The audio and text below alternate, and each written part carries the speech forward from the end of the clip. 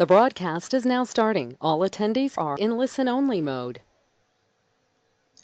Hi everyone, thank you for joining in. We'll give it a couple of more minutes because we still see people joining in. So we'll promptly start in 2 minutes once everybody has had the chance to join in. Thank you.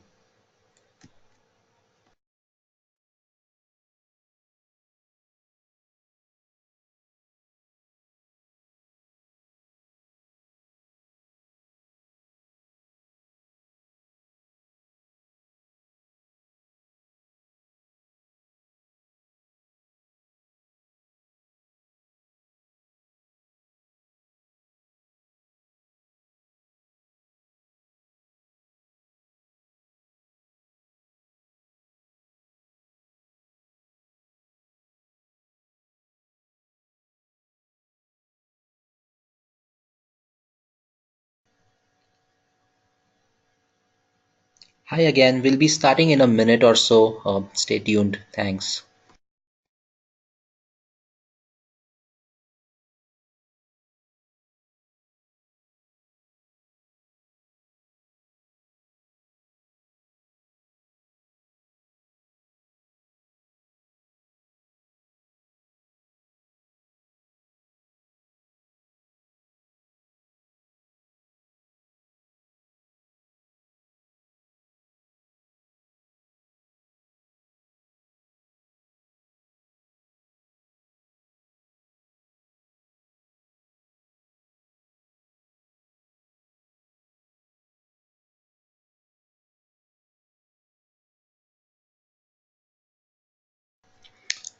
Hi everyone, welcome again. Thank you for joining in. Thank you for your patience. Before we start, I would quickly like to let you know that all of you are in listen only mode.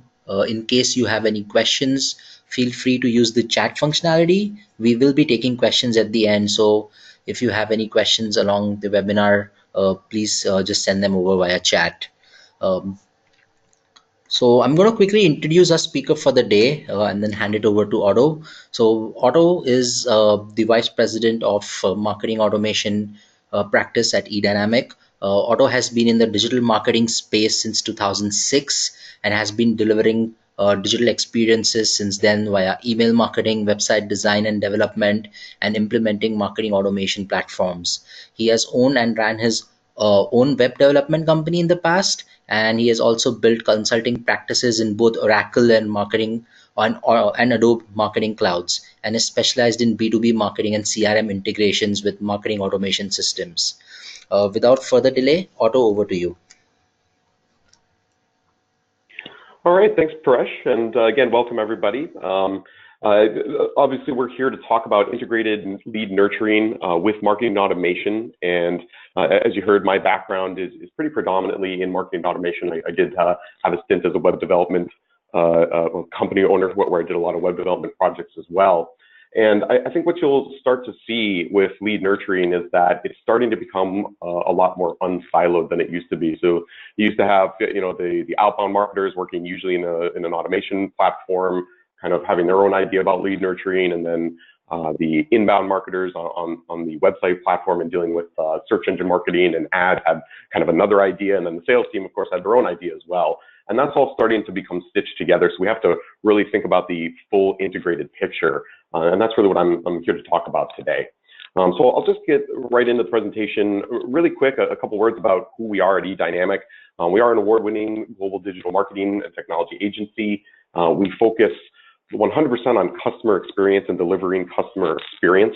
So really, we started out doing that on Sitecore and other web platforms.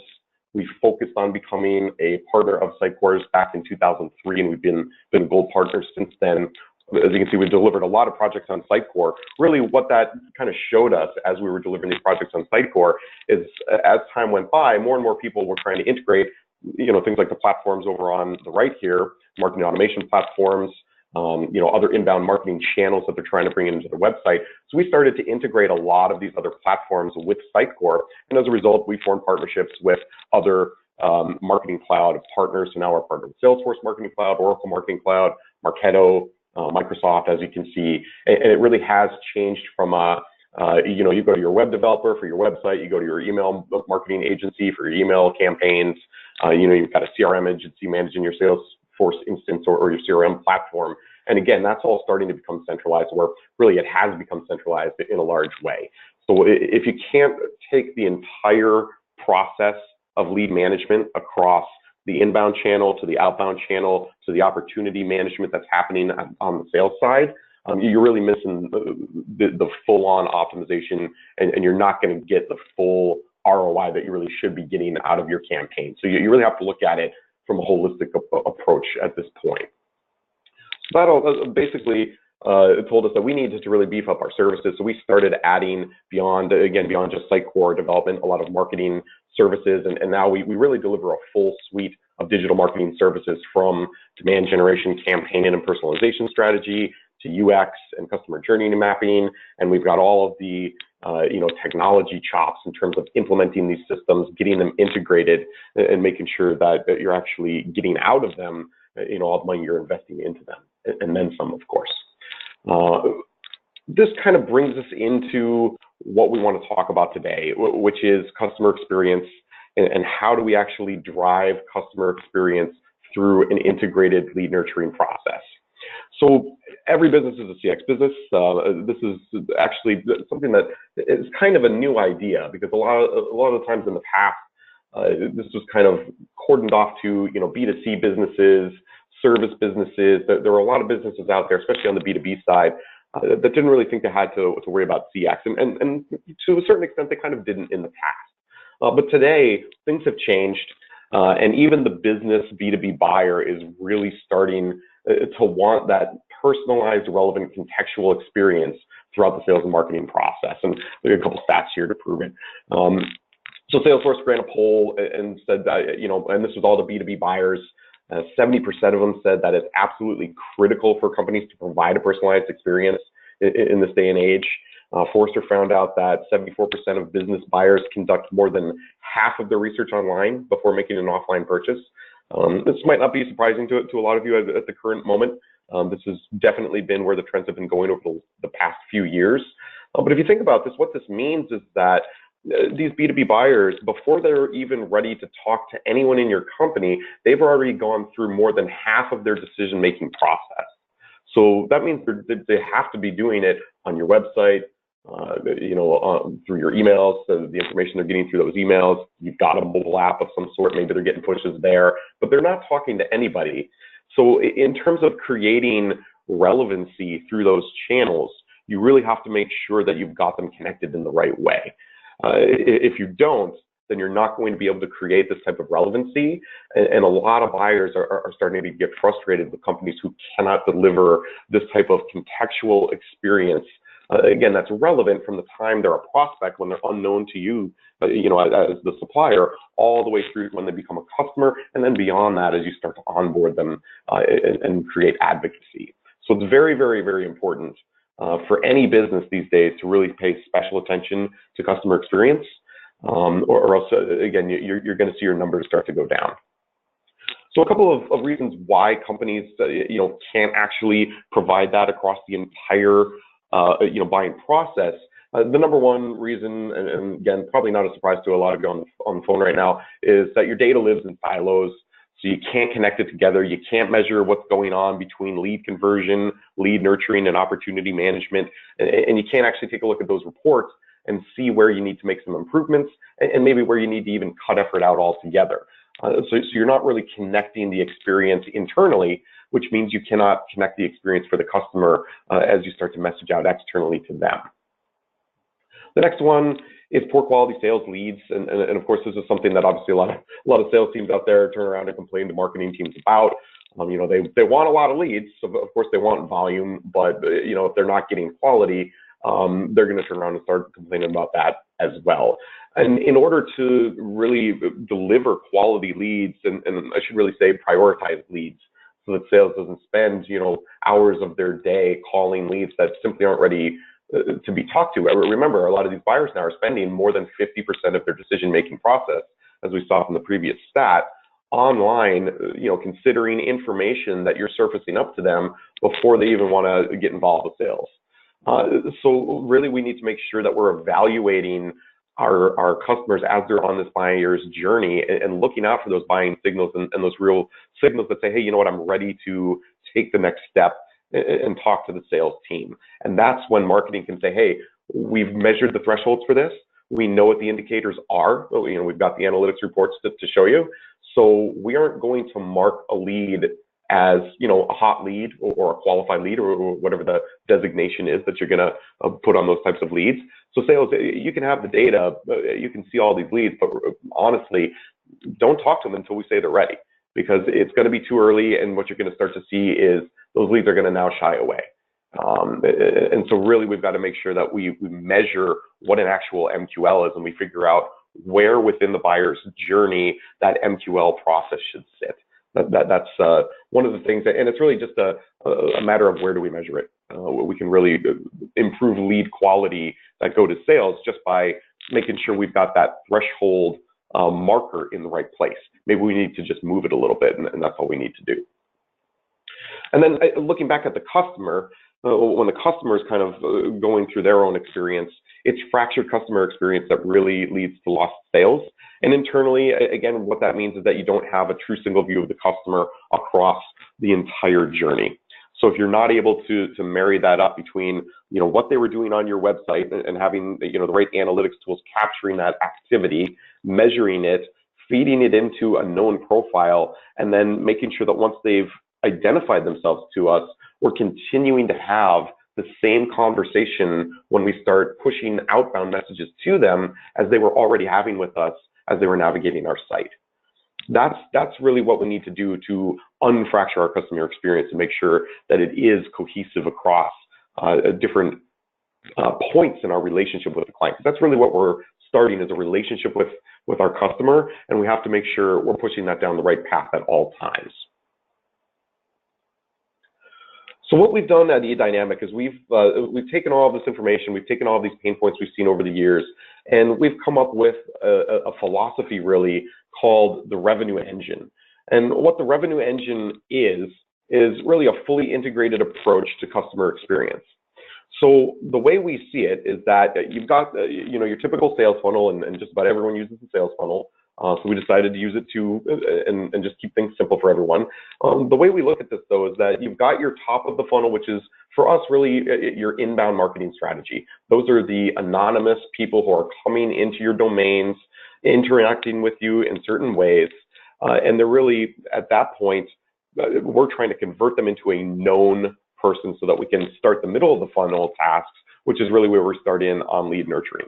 So what we have to do is we have to make sure we're getting the right information coming from that lead capture point, that conversion point that's going from top of the funnel to middle of funnel, so that we can construct the relevancy at the middle of the funnel, and then of course continue it down to you know, the sales team. When they start to get involved, they need to know what's happened in the past as well.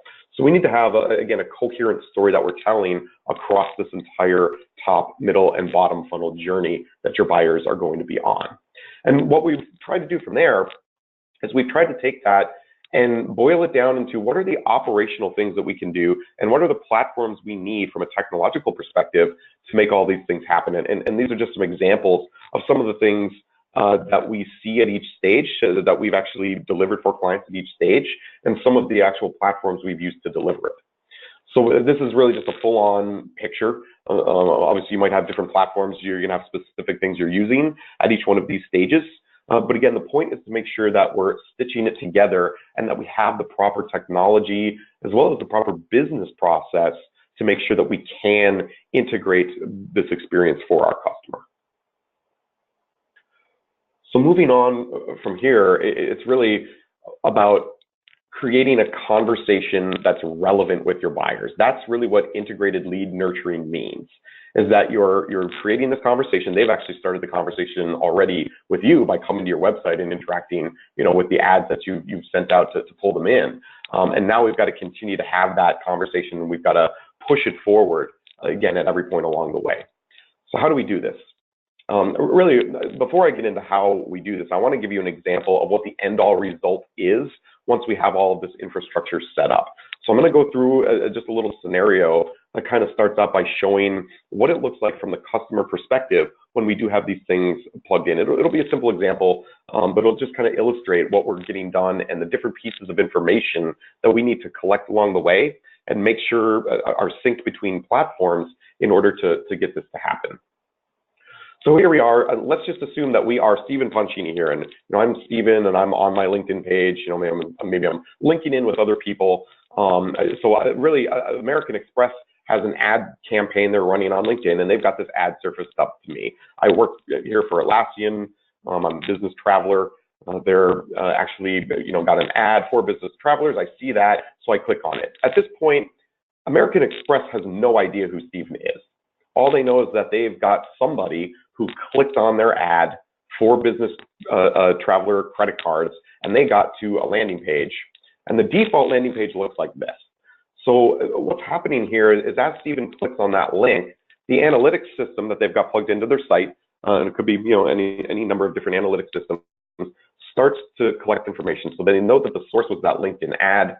They know through a GeoIP lookup that they've got plugged into the site that the person was in San Francisco, and also by an IP address that they were from Atlassian Software. We don't have a cookie for Stephen, so this is his first visit, and we know that as well. We can start constructing his profile derived from the information we know at this point. We don't have a lot of it, but we can at least derive because maybe we know what Atlassian is. We've got a profile for them in our system, so we know it's a medium business. And because he clicked on a corporate travel ad, we're going to assume that his profile lines up to corporate travel. So all of this information and all of this stuff is actually, you do have to get this into your analytics goals on the site. But once that's there, what we can do with this is, again, we know he's corporate travel. We also know he's on the research phase because this is only his first visit. So we're going to start building trust and engaging on our website. That's the channel he's on now. And we know his engagement's low, but we can actually change the content that he sees by using dynamic content based on this information coming in. So we're going to change out the hero banner here with a travel focused banner. It was just a default corporate banner before, and we're going to switch our offers at the bottom out again to travel focused offers. So now we're creating that relevancy. We don't have a lot of information, but we can still make it relevant based on what we know. So Stephen, because he clicked on a travel-focused ad, and he's seeing now travel-focused content, he's going, hey, I must be in the right place. This is what I clicked on. This is what I expected to see. And so therefore, I'm going to go ahead and fill out this form because this is actually what I'm interested in. You nailed it. You got the ad targeted properly, and the landing page is also relevant to what the ad was showing me. So I'm going to go ahead and fill this out. Because he's filled this out, we now have a goal in our analytics that has actually completed, and that is a form completion. So we know that that goal has been met, and we've got all the profile information coming in from that form submission. Because he's submitted a form now, we can construct even more of a robust profile on him.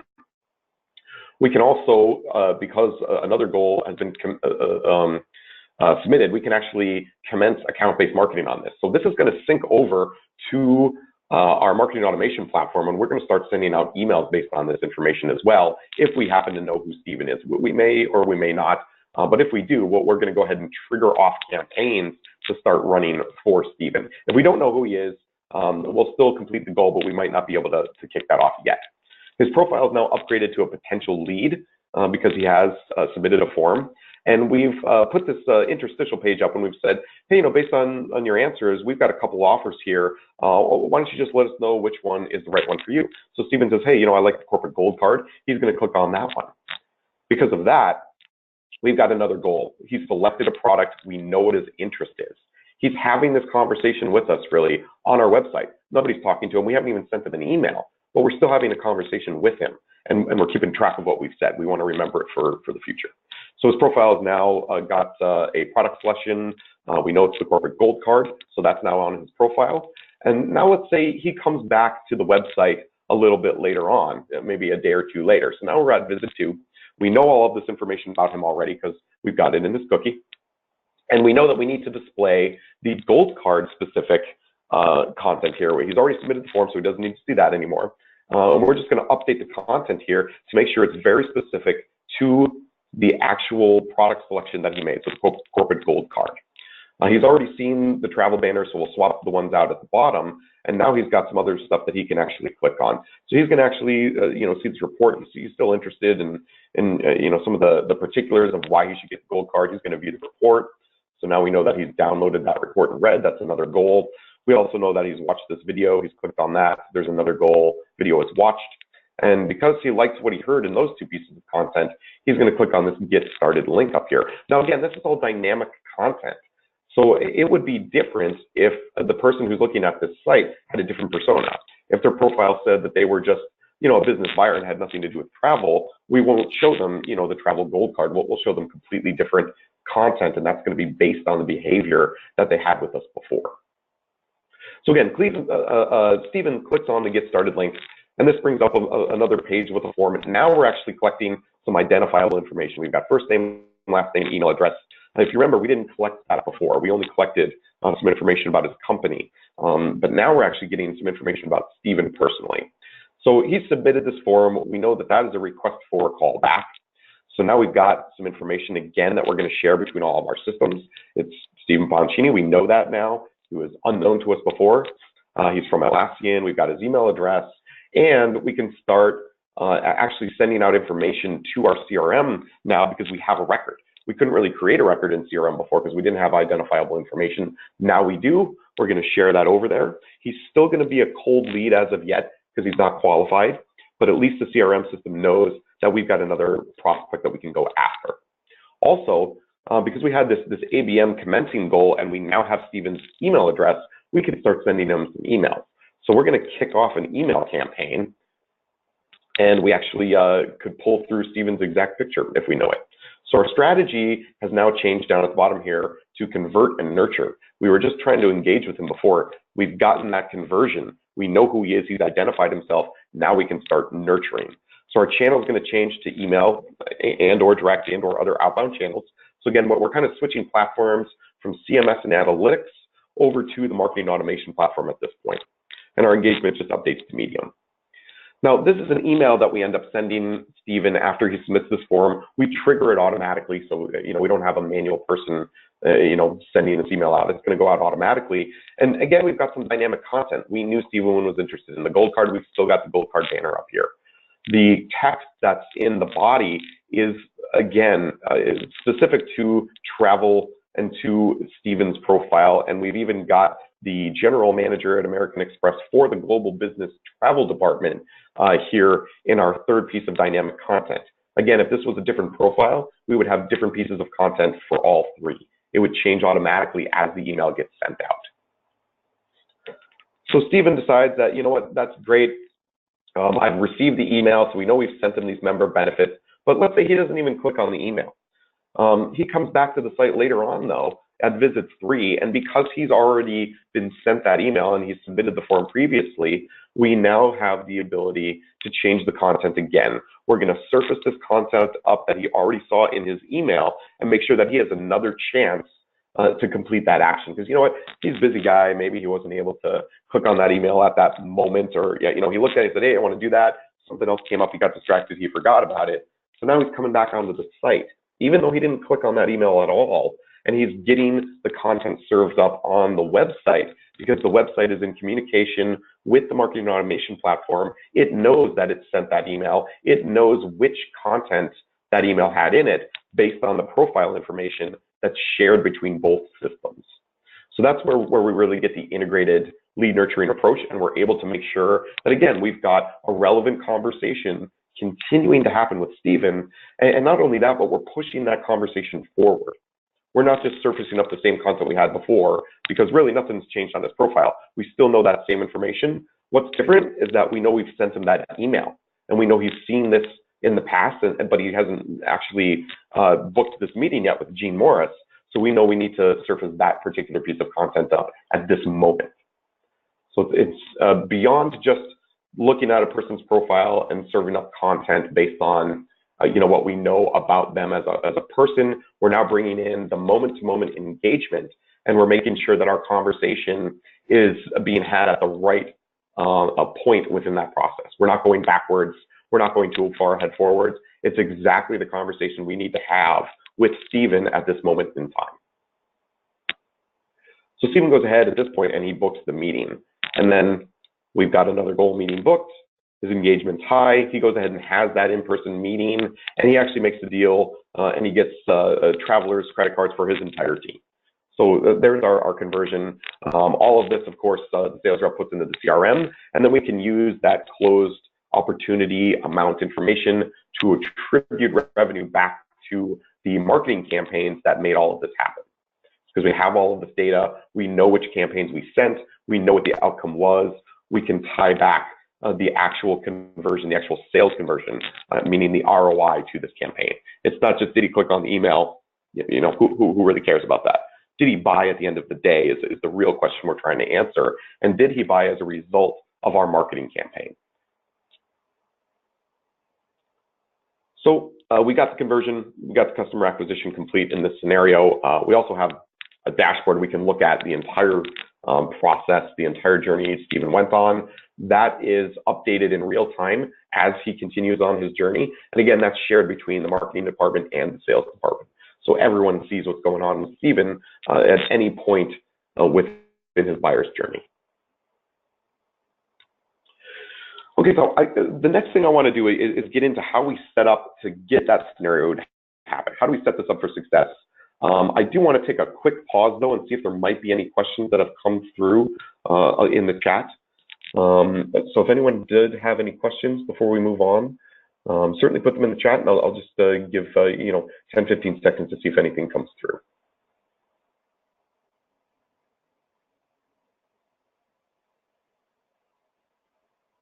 Any questions out there? I don't see anyone typing into the chat, so I think there's probably none at the moment. So all right, yeah, we've seen what the results should be at this point. So how do we get from point A to point B? How do we set ourselves up for success? And how do we put the right plan in place to get this done? The first thing that we usually start with is lead stage mapping. And I know you've probably seen versions of this all over the place. This is a very high-level best practice version. Really the point of this, though, is to outline the conversation you're having with this buyer. So if you don't know exactly what to say at any given moment, it's a good idea to map this out. You may have more or less stages in here. You may only need a few stages in order to go from a true prospect all the way through to close revenue. But it's something that you really should take a look at. And actually, I'm seeing that we did have a question that came in. Let me just read this out here.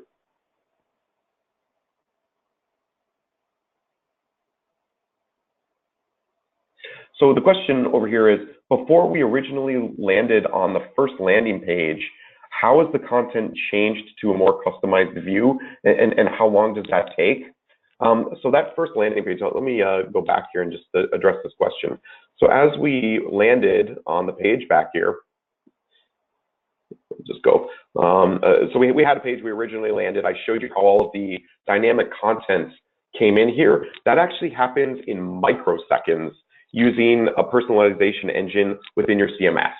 So if your content management actually, if that system that you're using actually has a dynamic content engine, you can program it right in and configure it in the platform. If not, you have to write some custom code to get that to work. So it really is better if you've got a platform that can handle it. But yeah, the information again is coming through the ad. We're dynamically choosing the content, and again, the platform does it in microseconds based on the fact that the sourced ad was for corporate travel. That's how we made that initial derivation of Stephen's profile, even though we didn't know who he was to begin with. All right, let me just click forward here. Okay, so again, in order to plan this out, you really need to know what stage people are at different points within their buyer's journey. And really, what we saw, we kind of were just looking at the prospect through to nurture, through to marketing qualified lead stages, and what happens there in the example we just saw with Stephen. So really, you can start slow with this. You don't have to take on the full funnel and plan out every bit of process all at once. You can break it down. And in fact, the way I like to do this, and excuse the somewhat crude whiteout here, but I like to just take out what happens after closed revenue. Let's think about that after we've got a process to get that closed revenue in the first place. Excuse me. And then we'll start talking about what happens afterwards. So it's a nice thing to look at and plan out, but when we're talking about getting into the details, let's leave that aside for after we've got this process first. Obviously, we're not having any ongoing revenue with a client if we can't close them in the first place. So we have to deal with that part first. So now we can really focus in on what their initial buyer's journey is. We can put some plans in place for that. We can develop out what type of stages we need throughout this funnel, throughout this journey. But once we do that, that's just, again, the high-level outline. When it comes to lead nurturing, which really happens kind of here, it's definitely a middle of the funnel type of activity. So we can then kind of white out the prospecting phase, because the prospecting phase is what happens with your search engine marketing, with your banner ads, your Google ads and things like that. It's not really yet a nurture phase. We're still trying to just get a lead to come in anonymously and hopefully convert before we can start really nurturing them. So again, we can break this down and kind of push that piece off to another place. It's probably already been done for a lot of people. If not, we can actually break that down into its own separate piece as well. Now we're just dealing with the known leads that come in from prospecting, how we nurture them to a marketing qualified lead, and then making sure that sales has what they need to get the rest of it done. And really, that's a sales function. So of course we want to coordinate. Of course we don't want to be making this plan within silos. But once we come to an agreement on what the overall outline is, as marketers, we can now kind of block off the sales process and really just focus in on what do we need to do to nurture incoming leads once they've identified themselves to us and make sure that they become marketing qualified. That's the piece that is really the heart of lead nurturing, is making sure that we're creating qualified leads when appropriate and holding back a qualification and re-nurturing when someone's not quite ready to go to the next phases and start talking to sales. So that's really lead nurturing. If I were to boil it down into which piece of the funnel are we talking about, where do I actually nurture within this overall buyer's process? Well, nurturing happens here in the middle of the funnel. That's really the only time you can start it, is once you know who that person is.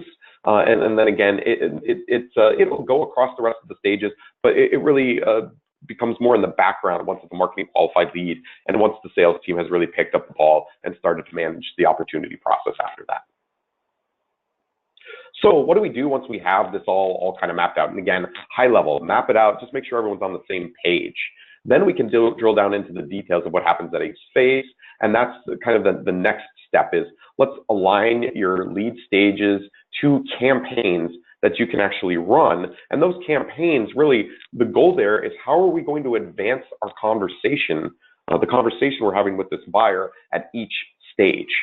So that's what we're going to do. We're going to drill it down into the next layer of detail. We're going to say, okay, well, after a prospect comes in, he's now evaluating our company. We got to run a welcome campaign, and the purpose of that is to actually, introduce our brand, recognize the relationship, try and get him to tell us what his interests are, and some sample messages we can have for that are, let's just tell him what our brand mission is, our brand promise is, let him know what he can expect from a business relationship with us.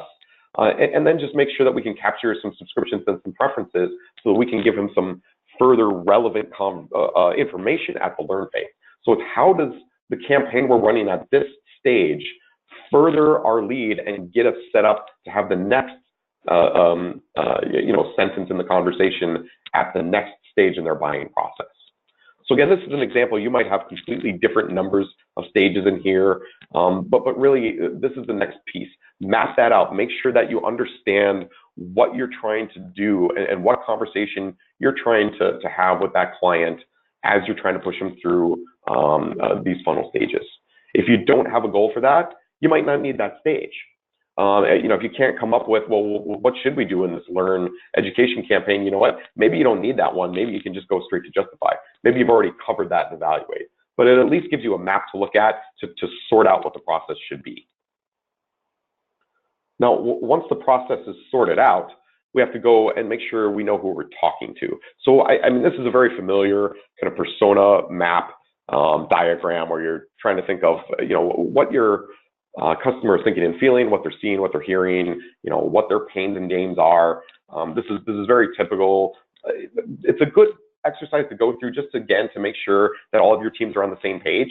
Because I have run this type of an engagement with clients And they come in and it's like, hey, we know our business, we know who we're selling to, we know who our personas are, but we'll come in and we'll tell you what they are. I'm like, okay, great. So we get in and we've got, somebody from, and they all have the same idea. They're naming the same personas. So we've got maybe 5 personas and they've all agreed these are the names of the personas. But once we get into, well, what is this persona thinking and feeling? What are they seeing? What are they hearing? Now all of a sudden, 2 people, sometimes on the same team, will have a different idea of what the same persona is. So it seems like this is cliche. We've seen this before. Everyone does this. But honestly, it's really just more about aligning between your internal teams. It's an easy thing to do, but just making sure that you really are all having the same conversation internally is a good reason to go through this. Once you do have them defined, though, the next step is really, well, what's the data that we need? So again, bringing this back into an operational use case, how do we actually execute on this? Well, all right, we know who this person is. We know what they're thinking. We think we know what we're putting in front of them for content that they're seeing and hearing and things like that. Great. Let's tie this to the data that we need to start collecting to construct the personas we've defined. And usually what that means is that we need some product or interest. So we need to know, obviously which product that they're coming to us to have a conversation about in the first place. The company type will inform us a lot about that profile. Their job title and function is, of course, going to tell us a lot about what they're thinking and feeling, about their pains and gains. And then I really think that it's a good idea for everyone to have some sort of buyer propensity triggers. If not a score, a lot of people do scores. I wouldn't say at the onset to just jump into scoring, because it's I could do a whole other webinar on lead scoring and propensity scoring.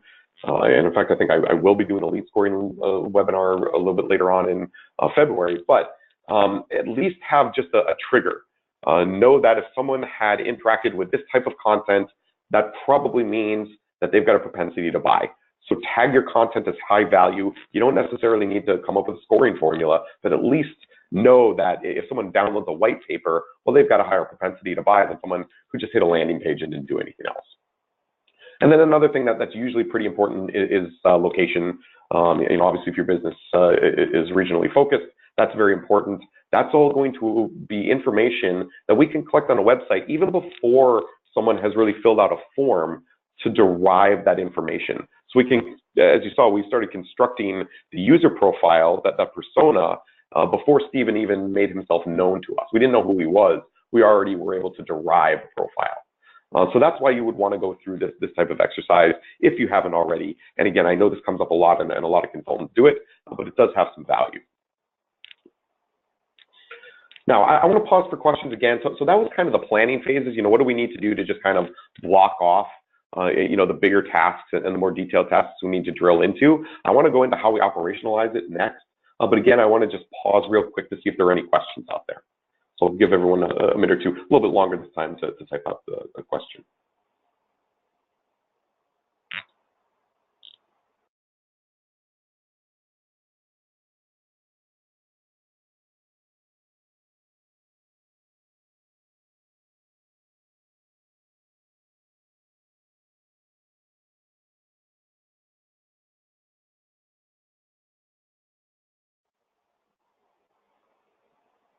Okay, I don't think there are any questions. I'll just keep monitoring the chat in case one does come on, so I'll push ahead.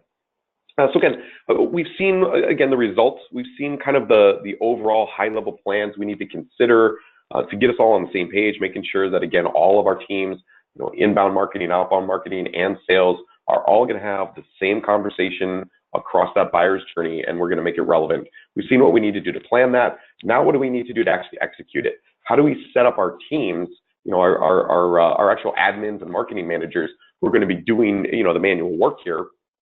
And by the way, hopefully we'll be automating most of that work, through this process. But there is going to be somebody who needs to be taking a look at these campaigns and managing it. How do we set them up for success?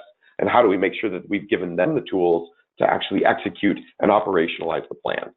So first and foremost, I would say if you haven't done something like this before, design your campaign plan. And again, this is how not only you're going to schedule out the execution, but it's also going to be how you report back on all of these campaigns. So the general structure I like to use is you've got a plan, which is really a group of programs. You've got a program, which is a group of actual marketing campaigns. So these are really just kind of buckets, folders, if you will, or scheduling plans.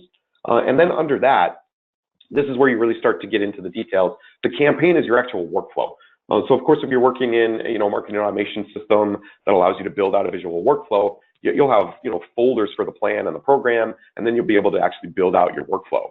If you don't have a marketing automation system that allows you to do that, you can still get this planned out. You can still at least whiteboard out what's the process for this campaign, and what are the different touches, which end up being the deliveries that we're going to be sending out as part of this campaign. So if you start to set this plan up, once you know what the actual different lead stages are and what the different campaigns are you want to run to further that conversation, you can actually start to boil those plans down into this actual operational campaign matrix and really start to put some, substance behind it. Sorry, I'm losing my words here. So if I bring this to something that's a little bit more specific, you would create a plan, something like this one, where you're starting out with, say, a time frame. So you've got your Q1 2017 marketing plan. I should change that to 2018 now, shouldn't I? Underneath that, you've got a couple of different programs, and you can think of your programs as really a marketing strategy. So you've got some webinar programs, you've got some win-back programs, you might have some other programs, again, all kind of lined up to what your lead stages are and how you're pushing people through that funnel. The campaigns then are your tactical engagements, the actual, again, workflows where you're going to be sending out emails, evaluating whether people, clicked on the email or submitted, the form and the call to action, and then sending another email and so on and so forth. And then, as I said before, you've got your deliveries. What are the deliveries that we need at each point of this workflow to make sure that we're pushing this conversation forward? So this is just a high-level plan. Let's make sure that everyone on our team knows what the schedule is, know what our strategies are, know which tactics that we've got to try and actually affect that strategy, and then actually have some templates to use to get the specific deliveries they need built out. And you'll see how we actually get the dynamic personalization planned out here as well in just a second. So the next step is we start building things. Because we have this plan, we're going to build out our workflow. And I just have an example here of a workflow where we've got some triggers coming in from a website conversion. So that means someone we don't know submitted a form, and now we know who they are. We're going to just make sure we don't know them already, they're not in another campaign, do some maintenance, remove them if they should be suppressed. But then, because this is a new conversion, this is just a welcome campaign. We'll send them a welcome offer. We'll see if they click the email. Maybe there's a form if they clicked. If they submitted the form, great. We've got that threshold for MQL. We know that they've shown us a buying signal. We're going to send them directly to sales from this point. So again, that's a great nurture, because it's going to go straight from a conversion, a new conversion, directly into a qualified lead right in one track. So this is an example of a campaign that has an acceleration point to get us further down the funnel and skip a few of those stages.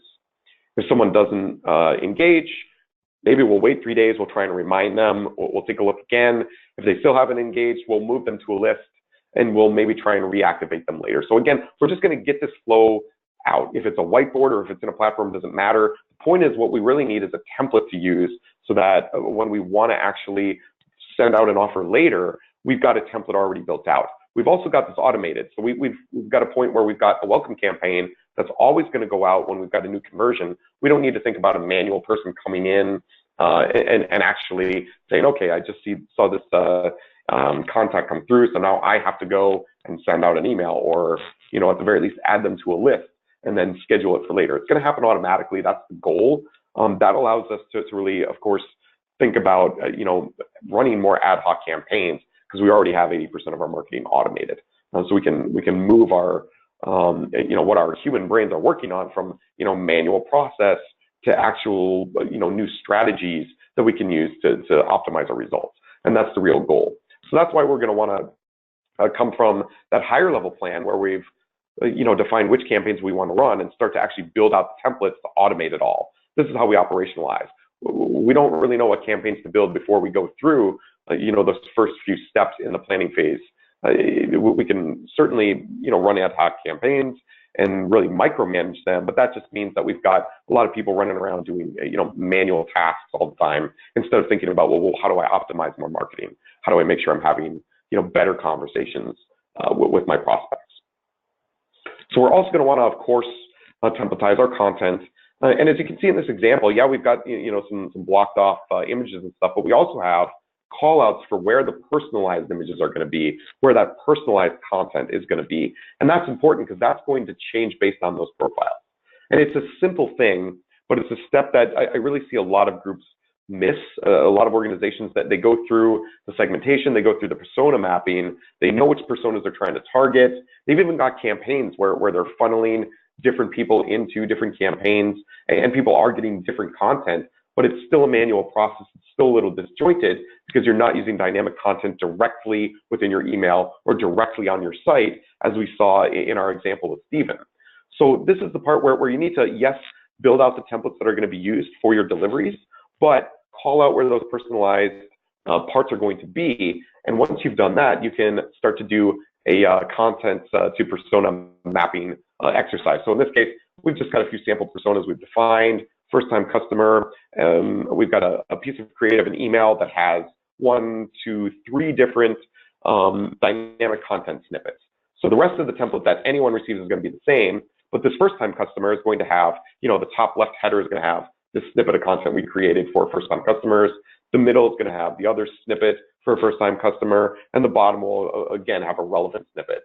So this is how we make sure that the relevancy that we've created through this entire customer journey plan that we've mapped out is actually getting into our content.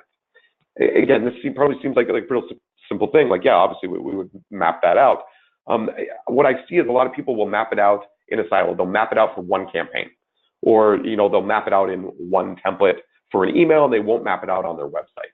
So again, in terms of making sure that you've got an integrated process, you've got to take this and map it out across the entire buyer's journey. That's why it's so important to develop those personas and to develop them with all of the team members, marketing and sales in the room, so that as you get to these different pieces of content that are going to be delivered at different stages in the buyer's journey, you have all of the dynamic content already planned out. You've already got the relevancy built in to your automated process. So again, you don't have to have human beings thinking, okay, wait a minute. Yeah, I know we got this guy at this stage now, and okay, yeah, we've got a lot of information. We know he's a family and value-driven customer. Do I have a piece of content at the hot opportunity stage when the sales team is already talking to someone to send out a supporting email? You don't have to think about those things anymore. Plan it all out. Make sure that you're applying the same personas that you are on your website to your emails, and now you can ensure that you've got the relevancy across every single touch that goes out to those customers. So this is an important step that, again, I see a lot of people do it, and they'll do it just for the template, or again, just for one campaign. I urge you to try and really get it done across the entire integrated buyer's journey, or else you're going to start to see that fractured experience, or I should say your customers are going to start to see that fractured experience, and they're going to start to drop out of your funnel, and they're going to stop engaging. So now, I have this results section, and again, I want to pause for questions before I get into it. We had a number of stats here. I've kind of changed this up, but before I get into my results, again, I'll pause for questions. Any questions on the actual, operational execution of how we actually get this done? I know it's high level, so I do want to see if there's any specific questions that people have on how we actually orchestrate this. And again, I'll give people just a minute or so to type out a question.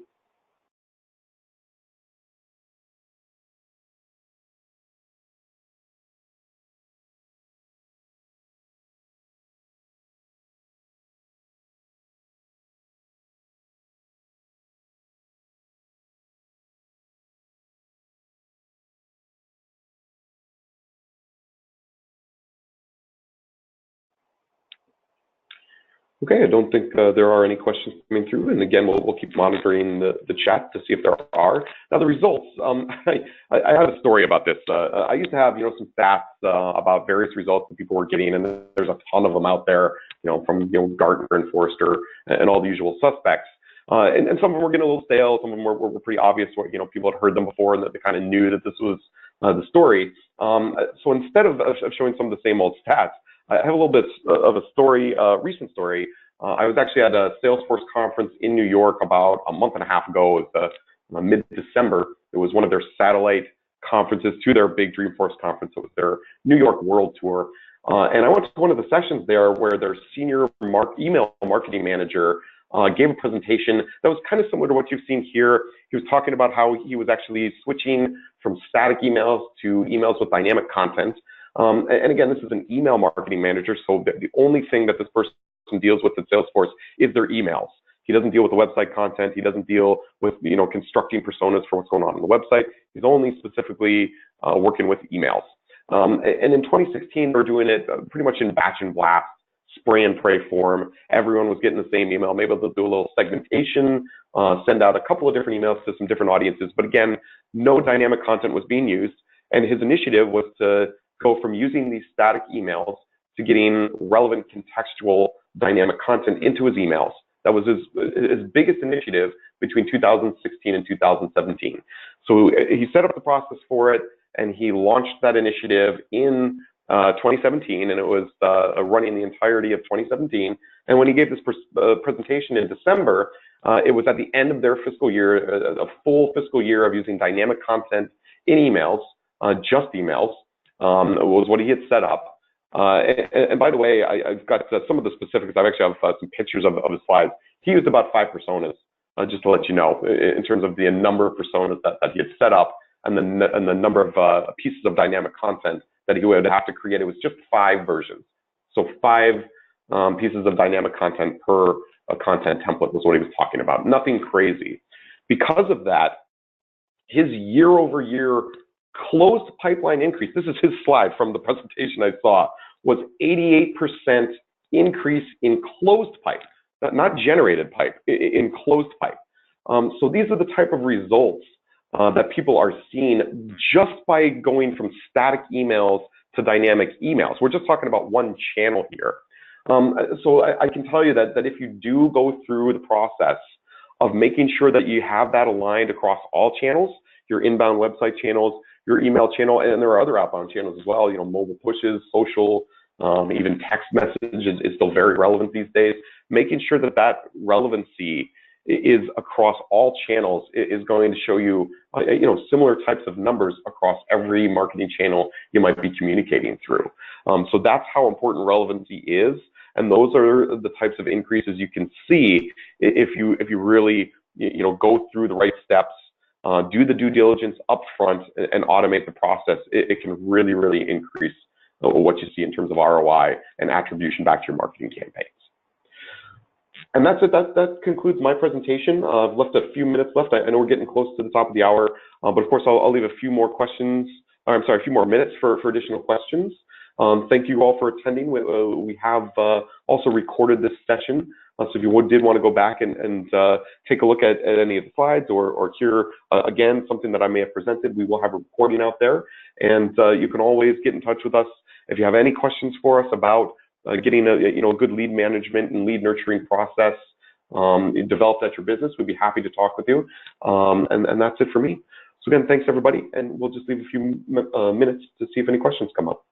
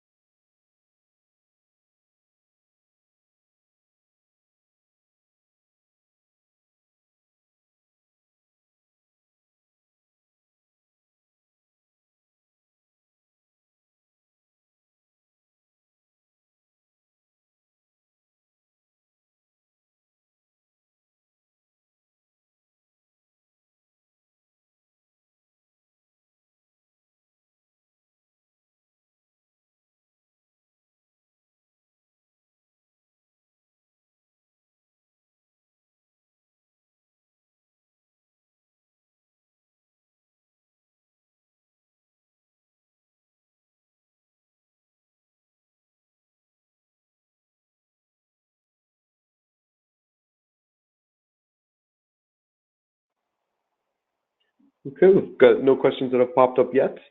I'm going to stay on for another minute or two in case people are just typing in some questions. But thank you, everyone, again for joining us today. And if you'd like to stick around, see if there are any questions, again, I'll be here for just another couple of minutes before we close up the presentation.